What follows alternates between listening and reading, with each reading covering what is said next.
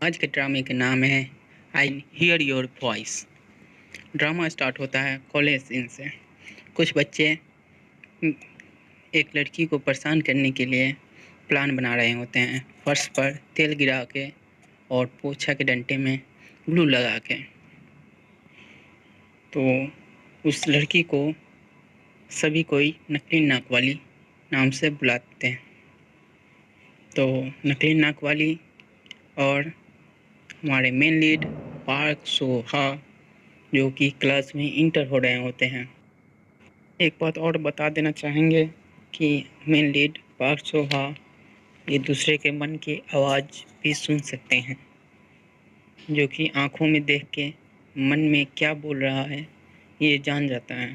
तो क्लास में सभी बच्चे प्रिटेंड कर रहे होते हैं नॉर्मल, बट आँख ही मन सोच रहे होते हैं कि लड़की फंसेगी फंसेगी फंसेगी।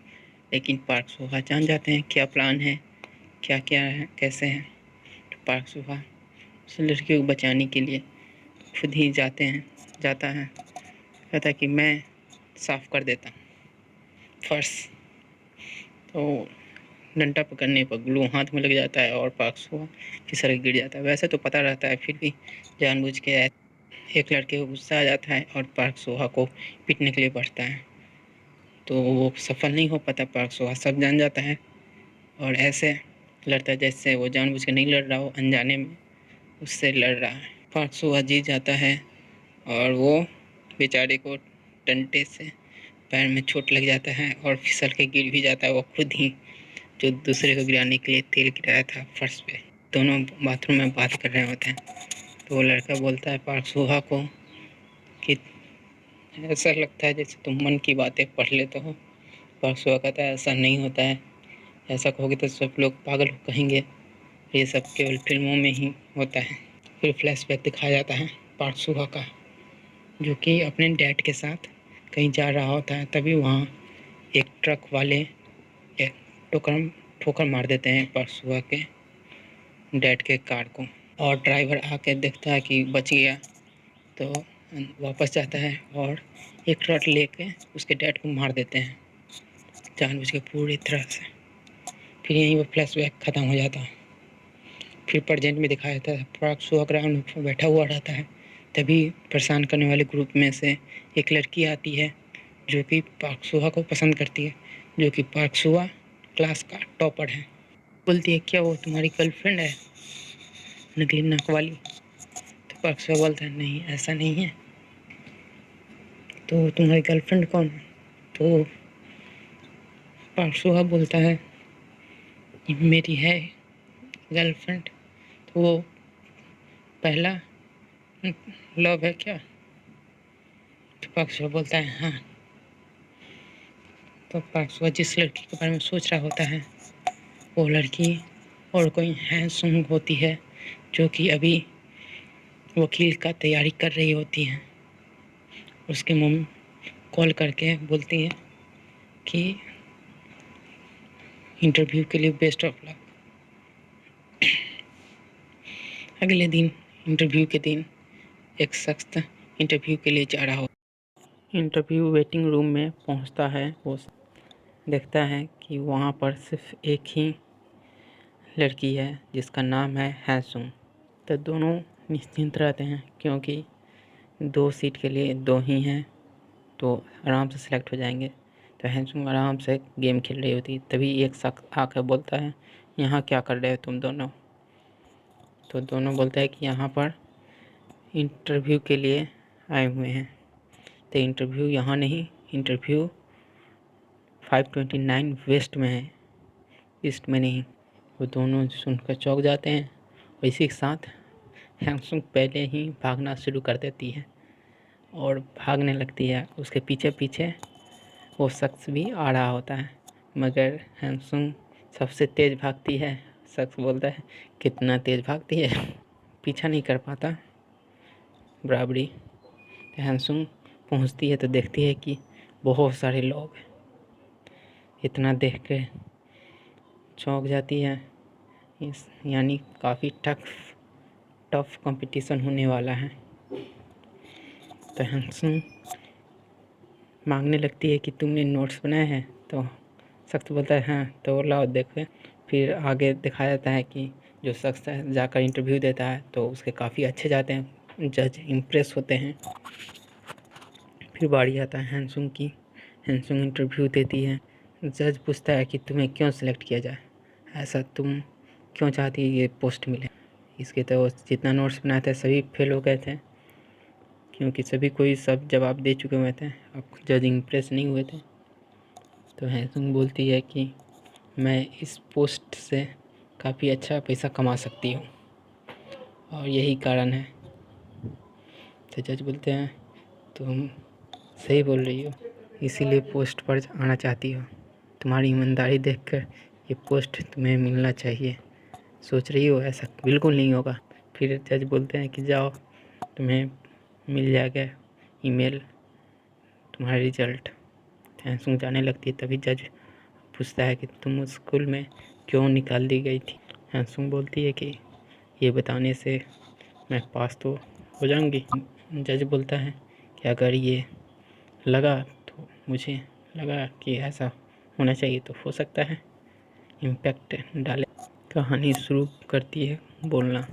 10 साल पहले हैंसुंग जिस क्लास में पढ़ती थी, हैंसुंग की माँ जहाँ काम नौकर के काम करती थी, मालकिन की बेटी भी उसी क्लास में पढ़ती थी। दोनों एग्ज़ाम देते हैं। हैंसुंग देख लेती है कि मालकिन की बेटी चीट कर रही है और बेटी को भी पता चल जाता है कि हैंसुंग देख ली मुझे चीट करते हुए। और इसी के साथ रिजल्ट आता है तो मालकिन की बेटी काफ़ी अच्छे नंबर लाई हुई रहती है, तो अपने घर अपने दोस्तों को पार्टी दे रही होती है। तो हैंसुंग और उसके माँ खाना नौकरानी की तरह खाना बना रहे होते हैं। तो खाना बनाकर हैंसुंग टेबल पर पेश रखती है। बाहर की ओर जहाँ सभी उस मालकिन की बेटी उन दोस्तों के साथ पटाखे उड़ा रही होती है, तो हैंसुंग को भी उसी में से एक लड़की ऑफ़र करती है कि तुम भी उड़ाओ, तो ये ले लेती है। उसी समय अचानक मालकिन की बेटी पर फायर क्रैकर आँख जल जाता है किसी और के द्वारा, जो कि हैंसुंग नहीं रहती है। तो वो हॉस्पिटल में पहुंचती है तो देखती है कि उसकी एक आँख डॉक्टर बोलते हैं कि एक आँख उसके ठीक नहीं हो सकते हैं। कोई ठीक नहीं हो भी सकते हैं, नहीं भी हो सकते, कोई कहा नहीं जा सकता गवाह कम चांस है ठीक होने का। तो मालिक सभी उसके दोस्तों को बुलाते हैं और पूछते हैं कि ये किसने किया। तब कोई कुछ नहीं बोलता है, कहता है कि मुझे नहीं पता। तभी हैंसुंग आती है वहाँ पे। तो एक लड़की जिसने आँख जलाया होता है वो बोल देती है कि हैंसुंग ही की है। तो मालिक बड़ी गुस्सा हो जाता है कि क्या तुमने की है। तो हैंसुंग बोलती है नहीं, मैंने नहीं की है। उसकी माँ हैंसुंग की माँ भी एकांत में ले जाकर पूछती है कि क्या तुमने किए हैं। तो नहीं। तो दोनों माँ बेटी बोलती है कि ऐसा नहीं कर सकती हैंसुंग। मगर जब उसकी बेटी भी बोल देती है कि हैंसुंग ही की है तो कोई यकीन नहीं करता। मालकिन की बेटी के कहने के बाद तो उसे घर से निकाल दिया जाता है हैंसुंग और उसके माँ को, और स्कूल से भी निकाल दिया जाता है। मालिक कुछ पैसे अपने क्रम स्टाफ के द्वारा भिजवा देते हैं हैंसुंग की माँ को कि कहीं जा रही हो तो वहाँ कुछ रहने के लिए काम आएंगे। तो वो पैसे ले लेती है, मगर ये बात हैंसुंग को पसंद नहीं आती है, इसलिए माँ के साथ नहीं जाती, वहीं पर खड़ी रह जाती है। माँ जाती है, थोड़ी देर आती है तो कुछ किताबें लेकर आती है जो कि मालिक के लिखे हुए बुक रहते हैं। उसी के मालिक के घर के सामने वो बुक चला देती है। वो बुक चला देती है और मालिक भी वहीं रहते हैं और देखकर काफ़ी आश्चर्यचकित होते हैं। और उसकी माँ बोलती है कि ये रहा हम पर विश्वास नहीं करने का नतीजा। सच या हम लोग सच बोल रहे हैं फिर भी विश्वास नहीं करते और हम पर कोई दया दिखाने की ज़रूरत नहीं है। तो माँ बेटी चल जाती है, हम सब भी थोड़ा खुश हो जाती है, चले जाते हैं। फिर अगले दिन हैंसुम वो मालकिन की बेटी से भेंट करती है और कहती है कि तुम्हें देखा था। तो कहा था नहीं पता, तो मेरा नाम क्यों ली? तो मुझे लगा कि तुम ही की होगी, अभी भी लगता है तुम ही की होगी। तभी वहाँ एक एक्सीडेंट होता है। दोनों जाकर देखते हैं तो देखते हैं कि एक शख्स था, ट्रक ड्राइवर, एक आदमी को मार रहा होता है। तभी बच्चे को भी मारने जा रहा था। तभी वहाँ पर हैंसुम उसका फ़ोटो खींच लेती है। ट्रक ड्राइवर देख लेता है कि मेरा फ़ोटो खिंचा गया था। दोनों लड़की को मारने के लिए दौड़ता है, लेकिन दोनों लड़की जाकर झाड़ी में छुप जाती है। खोजते रह जाता है, नहीं मिलता।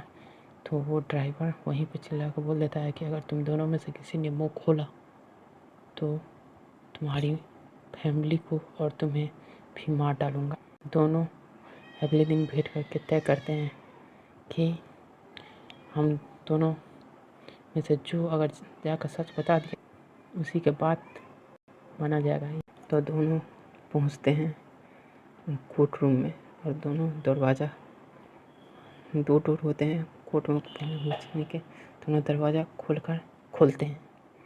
तो दोनों में से कौन घुसा ये जानने के लिए सब कोई जज उत्सुक होते हैं।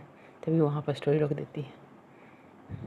तो जज का मुंह बन जाता है, कहता है ये क्या हुआ, इसके आगे क्या हुआ बताओ। तो ये पूछती है हैंसुम कि क्या इससे मुझे मिले? तो आगे कहानी सुनाना शुरू करती है। मैं ही केवल अंदर घुसी, वो नहीं घुसी।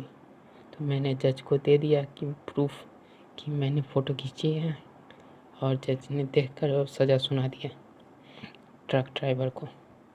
ट्रक ड्राइवर चिल्ला उठता है और बोलता है छोड़ूंगा नहीं तुम्हें हैंसुम, और हैंसुम पर मारने के लिए दौड़ पड़ता है।